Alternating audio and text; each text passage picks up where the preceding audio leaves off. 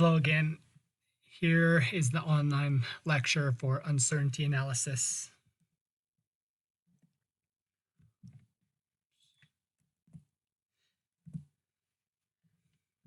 Okay, this is the gist of what uncertainty analysis is. It's about error propagation. It's about how much the uncertainty in each of our different measurements propagate to result in an uncertainty of the overall thing that we're interested in. For example, we have this cylinder here. Of course, there's a radius and a height for the cylinder. If we measured each one, we would have some uncertainty with each measurement. You can see that over here. So the question and the point of all this uncertainty analysis is, what is the uncertainty in our volume calculation? This is going to be the product of that radius squared and the height with pi 2. But we want to know what that uncertainty of the volume is based on the uncertainties of each of these measurements and this relationship. So here we'll derive a couple equations that we're going to use. Just to start out, let's read this. Utilizing partial derivatives, we can relate small changes in the result, R, so that's what we're after, say the volume, to changes in the measurand, xi. So we'd have x1 would be the radius, x2 would be the height, given that r is a function of n measured variables. So in this case, we just have x1 and x2, but you could have any number of those variables. Now we're seeing what we just wrote in equation form. It might help to, so this is one notation that's used. There are different ways of writing each of these. The ones that we're more familiar with, or just might be easier for you to understand this if we focus more down here. So the uncertainty in R is delta R. That's what's being used up here. So the uncertainty in R, down here it's omega R. That is the sum of the uncertainty of that variable times the partial derivative of that result with respect to each of the variables. That's what was set up here. So for each variable, we're going to take the partial derivative. So say in our example, we'd be taking the partial derivative of the volume with respect to height times the uncertainty of the height and adding that to the partial derivative of the volume with respect to the radius times the uncertainty in the radius. So the sum of those two would be our uncertainty of our volume in that example. That's the basis for a lot of this. So here we see that same equation. It says here, each component of the uncertainty, the right side of the equation, could be plus or minus. So one might be on the positive side of the mean, one might be on the negative side of the mean, and those uncertainties could cancel each other and yield a false value. So we need some way of dealing with that. We do that in this way to find the maximum uncertainty in R. So we force all of them to be positive by taking the absolute value of that partial derivative times the uncertainty. Like is said here in red, this is the maximum uncertainty. And there might be some cases where you want to calculate this. And some of the homework problems, I believe, require you to do this. It should be known, though, that even though it might be good to do this at times to find the max uncertainty, where it's a really critical situation and you really want to make sure that you never go beyond some set of criteria. But for many practical purposes, that is, well, in any case, it's unlikely to occur. It's unlikely that all of those uncertainties are going to be at their max at the same time in the same direction. So in most practical cases, we want to come up with a more reasonable estimate of the uncertainty in our result. Yeah. So, like it says here, this is an unreasonably high estimate of uncertainty in R for many cases. Not all cases, but some cases. So, what do we do in those situations? A more practical estimate of the uncertainty is the root of the sum of the squares. So here again, the root sum square, backwards, we're squaring each of those values. So the uncertainty times the partial derivative, we square that, we sum it, and then we take the root of that. And that gives us our uncertainty for the product. Now there are 3 rules that we need to follow. The first one, the confidence level of the result is the same as the confidence level of uncertainties in each of the variables. Remember, we just studied confidence level. So that needs to be the same for the result and for each of the variables. Rule 2, the uncertainties of each variable must be evaluated at the same confidence level. And then 3, each of the measured variables should be independent of each other. Think about those, get those rules down. So, like this last one, so in that cylinder that we have, the radius and the height aren't going to affect each other. So that would satisfy rule 3. Changing the height isn't going to change the radius.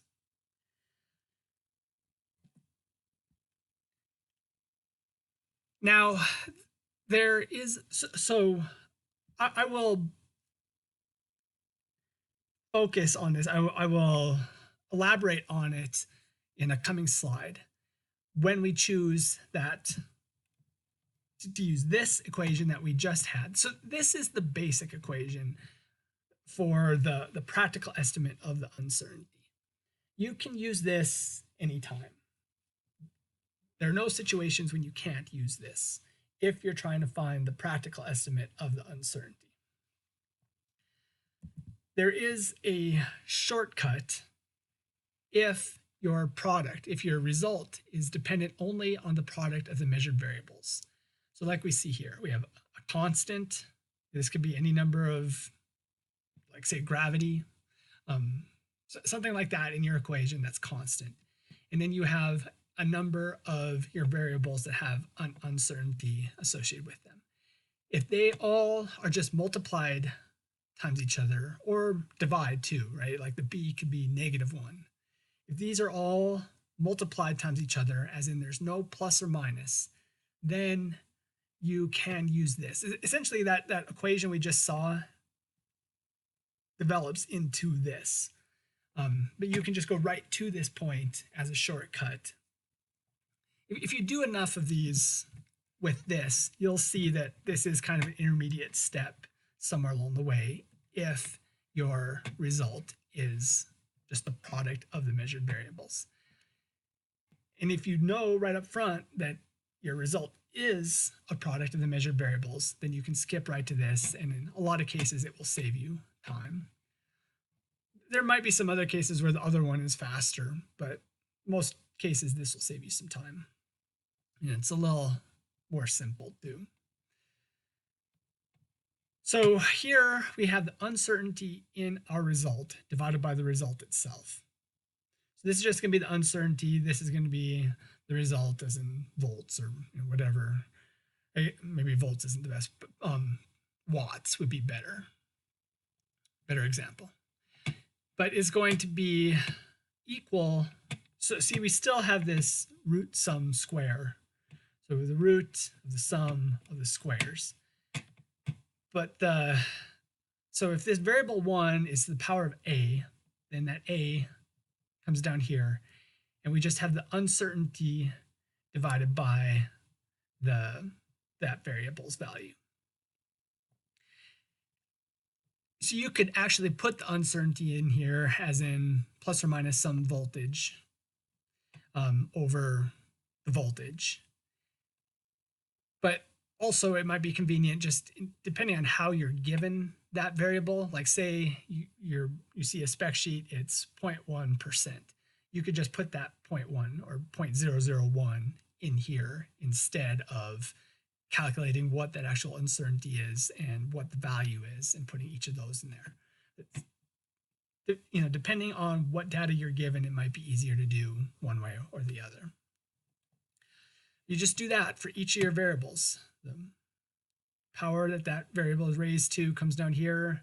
You have the uncertainty over the variable's value, square it, sum them all together, take the root of that, and that is equal to the uncertainty of your result over the result itself.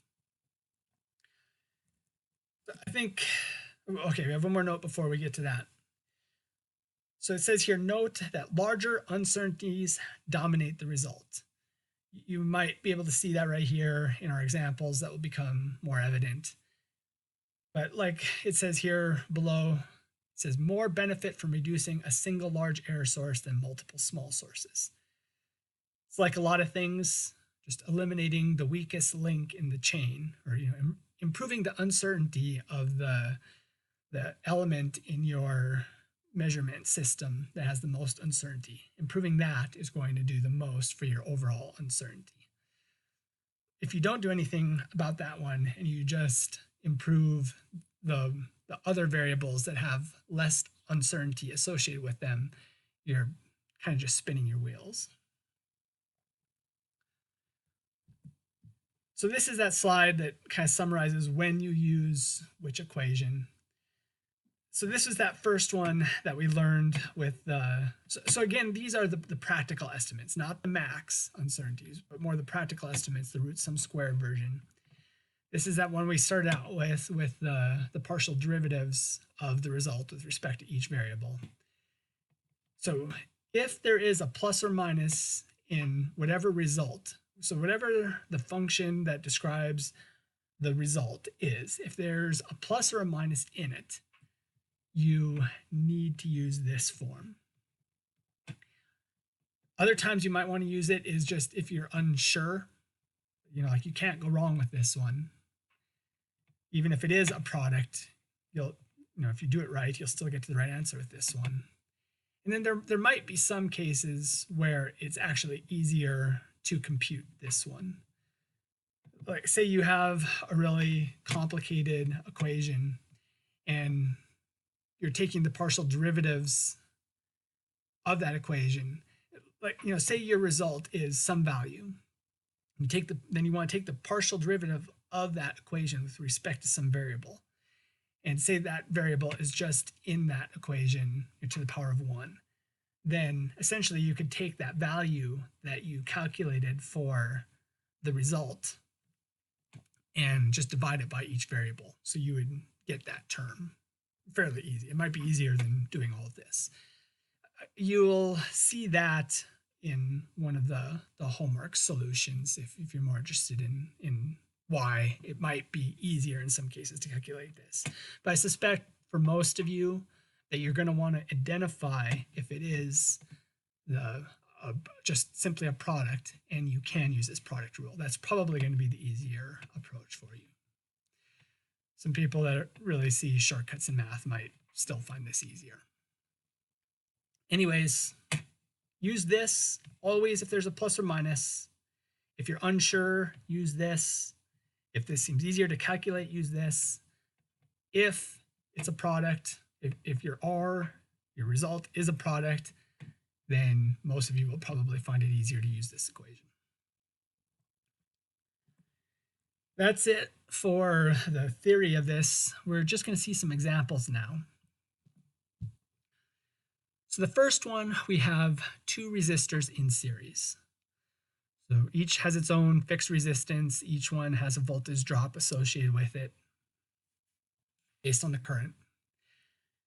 So voltage drop 1 is 10 volts plus or minus 0.1 volts. And if you divide that 0.1 by the 10, you get 1%. Voltage drop 2 is 1.2 volts plus or minus 0.005 volts. So that is 0.467% uncertainty. We're given R2 to be 0.066 ohms plus or minus 0.25%. We're not given R1, but we're told to find the power dissipated in R1 and the uncertainty in that power. Now, hopefully you remember that the equation to find the power is the voltage times the current. We weren't given the current either, but we can calculate that from Ohm's law.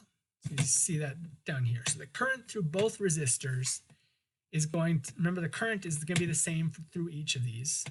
So if we take the voltage 2, which we're given, and R2, and we divide that voltage by R2 according to Ohm's law, we get the current.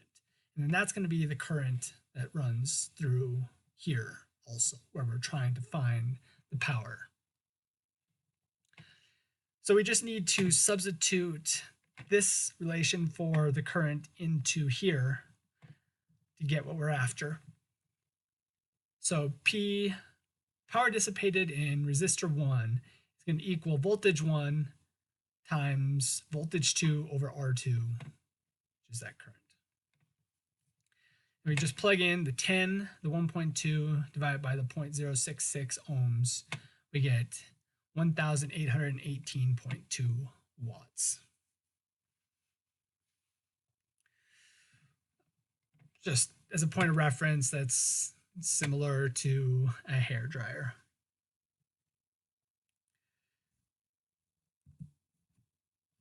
Now, since power, okay, that we found the first part. We found the power dissipated in R1. Now we need to find the second part. We need to find the uncertainty. So since the power dissipated in R1 is a product function, here we write it so it's easy to see. It's voltage 1 times voltage 2 times R2 to negative 1 because it was in the denominator. There's no plus or minus in there, so we can use that simplified equation. So here we go. This is kind of the generic form of that equation. We don't have any constants in here. We just have 3 variables. So this we translate into this form. Here is our equation, so we're going to do that. So we're just changing the uncertainty in our result, which is the power divided by the power, equals, so this first variable is just the power of 1, so A is 1, times 0.1 over 10. We could write that 0.1%. Sorry, 1%, right, from this, 1%. We could just write that in there. That's equivalent to this.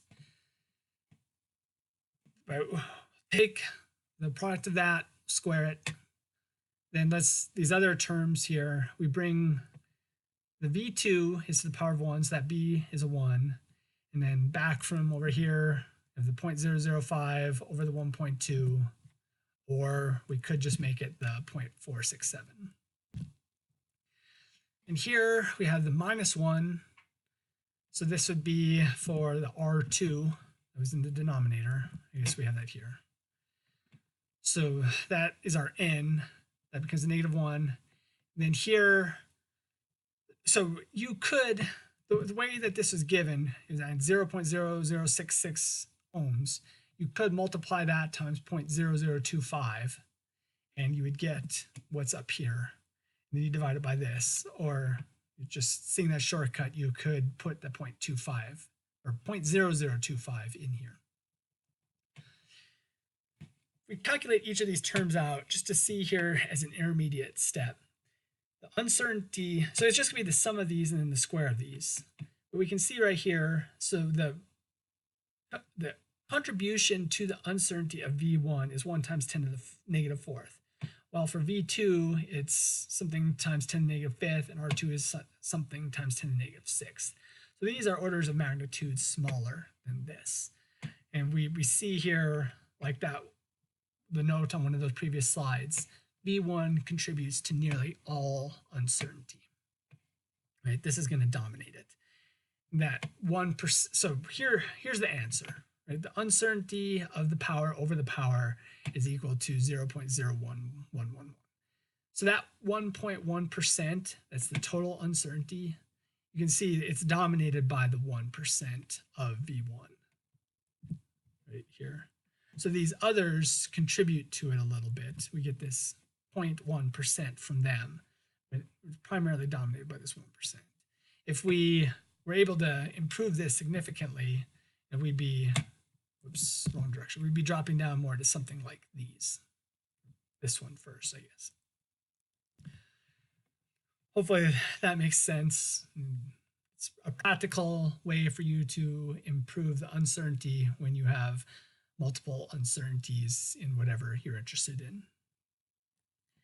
It would be best to give the uncertainty just in terms of, in this case, watts, which the power is obviously. So to get that, to get that uncertainty, we would just take that 0.0111, multiply it times the power, that 1800 roughly watts that we calculated before. So we get plus or minus 20.2 watts. That would be our uncertainty for the power, the second part of that answer. Now here is a second example. Here we just have one resistor. We want to measure the power across a resistor. So there are a couple different ways that we could measure that. I guess first I should tell you this is the information that we're given. So we know that the resistor is 10 ohms plus or minus 1%. If we measure the voltage, it would be just based on the equipment we used to do it, the method we used to do it, we would have 100 volts plus or minus 1%. If we measured the current, we would get 10 amps plus or minus 1%. So if we're after the power across this resistor, there are two measurement options. One would be kind of the approach which we just did, where we're only measuring V, right? We're given the resistor. These are two measurements we're making. So here we would only measure the voltage. So we would only make one measurement, but that comes into the equation we use to get that power is squared in that equation. The second option would be where we don't substitute in the voltage over the resistance for the current. We just measure the current, according to this up here. And we get the power by multiplying that times the voltage times the current. So neither of those values are squared. We have to make two measurements, each with their own uncertainty, but there's no square on that voltage. So the question is, which measurement option is best? Which one is going to have the least uncertainty? This one I want you to try to solve yourself and then see the solution on D2L. It'll be posted in the lecture slides there, or it'll be posted on D2L where all the lecture content is. Now, so we're going to have our third and final example, but one last point before we get into this, that the example is going to, having a brain fart, the example is going to elaborate on, let's say that. So that point is that uncertainty analysis can also be used to determine the required accuracy of instruments and other components during the design phase. So, okay, let's elaborate on that. You're going to make a measurement. You know that for the product, the result that you're going to get out of this, you need to meet certain criteria in terms of your uncertainty.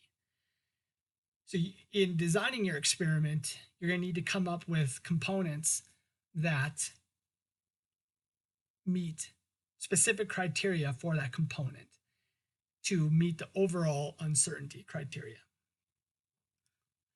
So how do you determine that? You can use uncertainty analysis to do that. That's what this example is going to explore.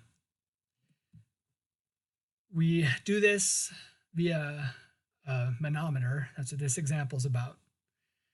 So it says here, the problem statement is, using a manometer, we need to achieve an accuracy of 0.1% of the max reading 10 kilopascals. The manometer has an uncertainty of 1/10 millimeter in reading its scale.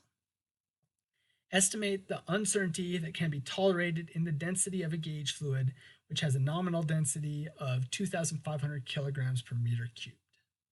And then we have the relationship down here for the change in pressure for the manometer.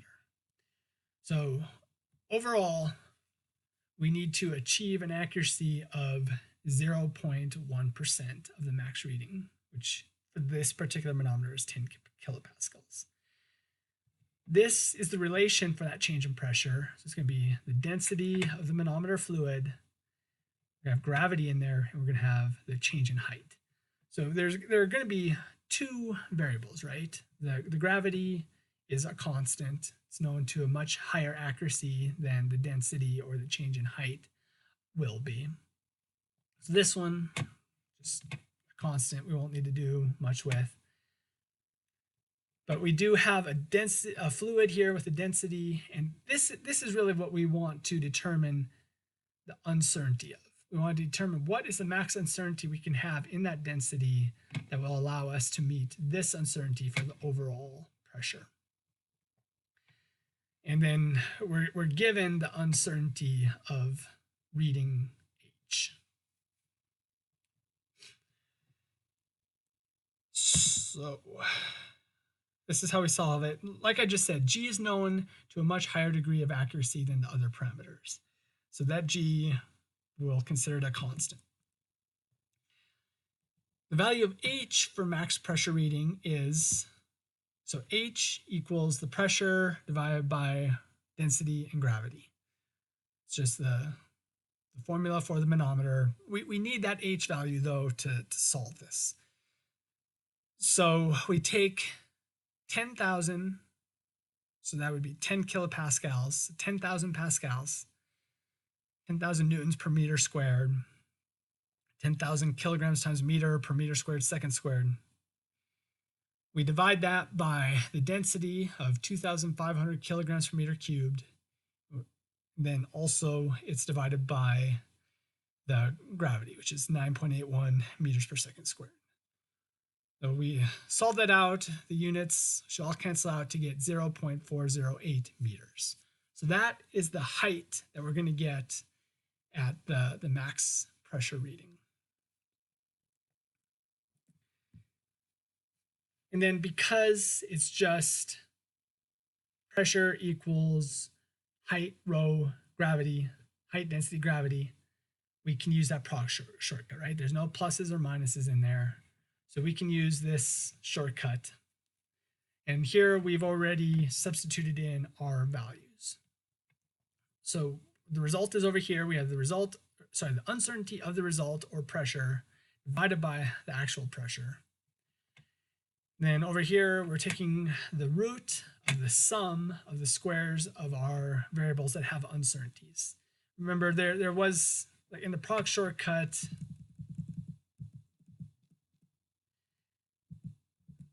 here, there's that C. So G would be the C, C would just drop out. So that's why we're not seeing G here. We just have the uncertainty of the density, which is what we're after. We're gonna have to rearrange for this over the actual density. Since it's just to the power of 1, this is just a 1 here. And same thing for height. We have the uncertainty in height, which we were told is 1/10 of a millimeter. We just calculated height to be 0.408. So we'll be able to put those in. Height is just to the power of 1, so that 1 is here, and let's square that sum root. It's equal to our uncertainty divided by the result. So here we start plugging things in. We can just go right here to the 0.001 squared. So remember that 0.001, that's the 0.1% that we're given in the problem statement for what we're trying to achieve. So we put that in there. This is going to be squared. we moved that root. So we got rid of the root, right? We squared both sides. This side squared. We're going to rearrange for this term. We know density. We haven't put it in there yet. We'll put that in down here at the end. But we're solving for this, so we'll leave this as it is for now. And then we can put in the values here for h that we know. We're given this uncertainty. We calculated that 0.408 meters. We converted it to 408 millimeters. That's that height at this max pressure reading. So down here, we square that. That becomes this. So we're also rearranging here. Let's start with the rearranging. This is what we're after. So we make this equal to this, like this equation is. So this square becomes this, and then this, we move over to this side. That's where this negative sign comes in. And this is that value squared. And then subtract this from this, we get 9.40 e to the negative 7th. Then we'll take the square of this side to get rid, take the root of this side.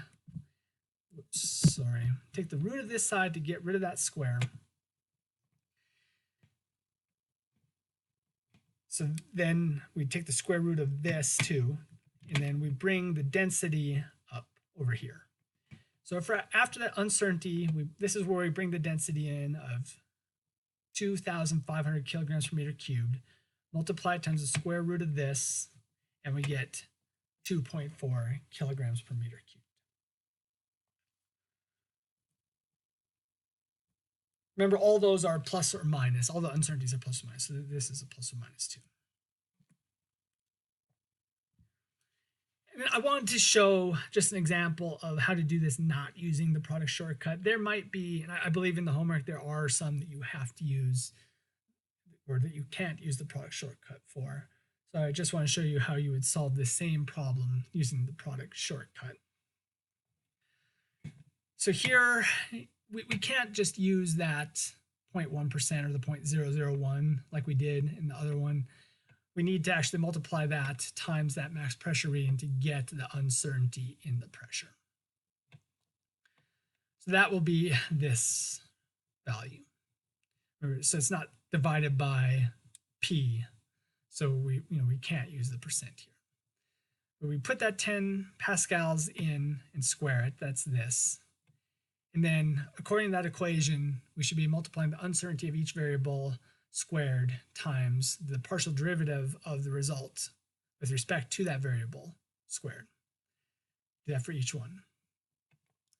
So the partial derivative of the pressure with respect to the density is just going to be gravity h. So plug in the 9.81, plug in the 0.408 meters, we get 4.0 meters squared per second squared. The same thing for h. We just get the rho g, plug those in, get 24,525 kilograms per meter squared second squared. The uncertainty in h, remember we're given that as 1/10 of a millimeter. So here we're just writing it out in terms of millimeter, or in terms of meters, so all of our units work. Now we just need to substitute these things up into here. So right, we have this goes here, we get that. This is what we're solving for. We just found this here, we just found this here, and we just found this here. So we substitute all that in, solve for this. We end up getting that same 2.4 kilograms per meter squared.